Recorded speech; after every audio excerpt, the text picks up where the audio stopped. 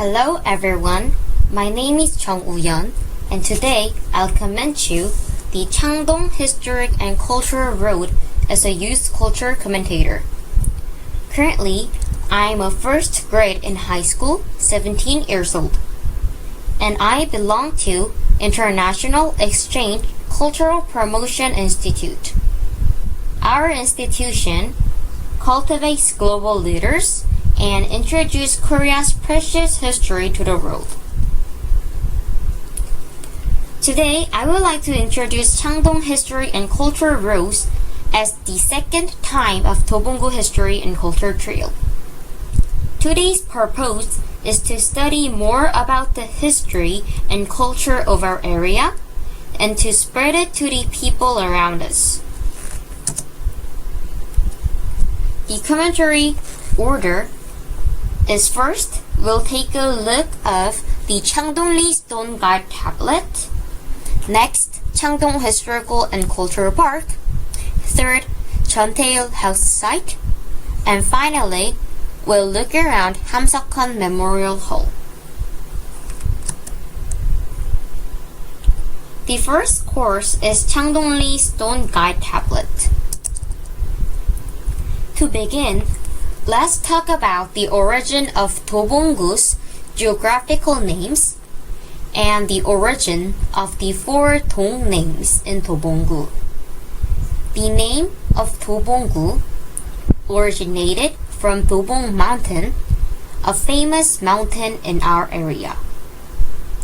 There were two theories that Dobong Mountain was named Dobong because it consists of the entire mountain and that it paved the way for the establishment of Joseon in connection with the transfer of the records of Buakdaesa Temple to temples such as Cheonchuksa and Hwaryongsa Temple.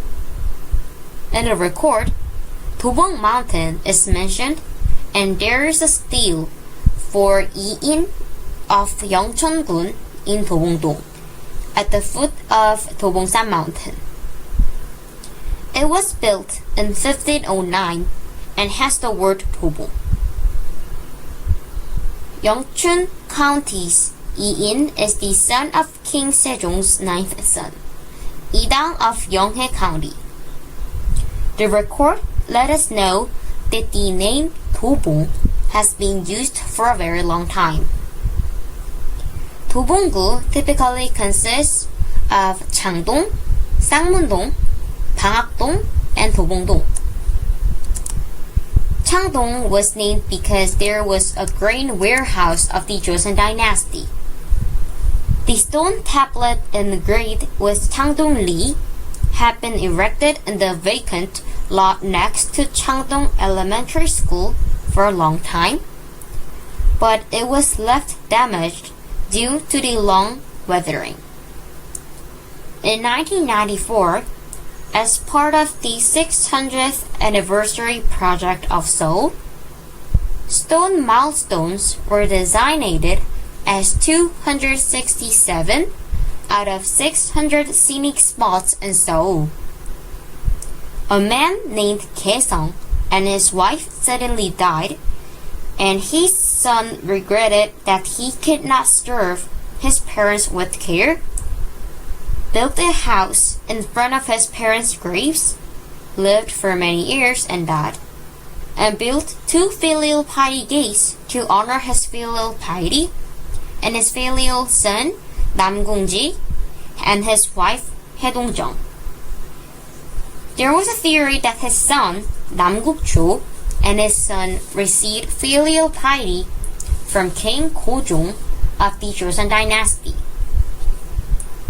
Bangak-dong was built according to the reason that the topography is the same as the crane holding axe, and the theory that a king of Joseon dynasty came to decide the site of Dobong Sawon and saw the crane playing peacefully and built it as a Bangak. Dobong Confucian Academy is the only Confucian academy in Seoul that was established in 1573 to commemorate Cho Gwang-jo's academic and virtuous deeds and enshrined the memorial tablet. At the time of its foundation, it received a signboard titled Tobong, a handwritten copy of King Yeongjo, the 21st king of the Joseon dynasty, and became a 4H Confucian Academy. Saik Confucian Academy is where the king receives a signboard, land, and slaves bearing the name of the Confucian Academy. Cho Gwang-jo was a scholar of Joseon and a person who attempted various reforms to realize Confucian ideal politics in reality, and later influenced the Confucian society of the Joseon dynasty, which is the Korea's last dynasty. The second place for commentary is Changdong Historical and Cultural Park. In 2016, Changdong Three Lions and Changdong Historical and Cultural Park were established to honor the wishes of independence fighters Kim Byung-lo, Song Jin-woo, and Chung In-bo, who lived in Changdong without cooperating with the Japanese colonial government. Kain Kim Byung-lo, an independence activist and the first Supreme Court Justice who lived in Changdong, Dobong-gu, Japanese colonial era. Song Jin-woo, a famous reporter for the 1936 Berlin Olympics marathon runner's press photo, and Yangmyeong-hak's master Chung In-bo, who emphasized the spirit of the people, are called Changdong Three Lions. In front of the park, there is also a statue of a girl of peace built to commemorate the historical lessons of Korea. The next place is the home of Chun Tae-il. Chun Tae-il only went to elementary school until 4th grade because of poverty. After that, he worked as a tailor in the Peace Market to make a living for his family. He was born in August 1948 and ended his short life in November 1970 at the young age of 23 on the street in front of Seoul Peace Market. Lastly, Chun Tae-il burned himself to death by shouting, "Compliance with the Labor Standards Act.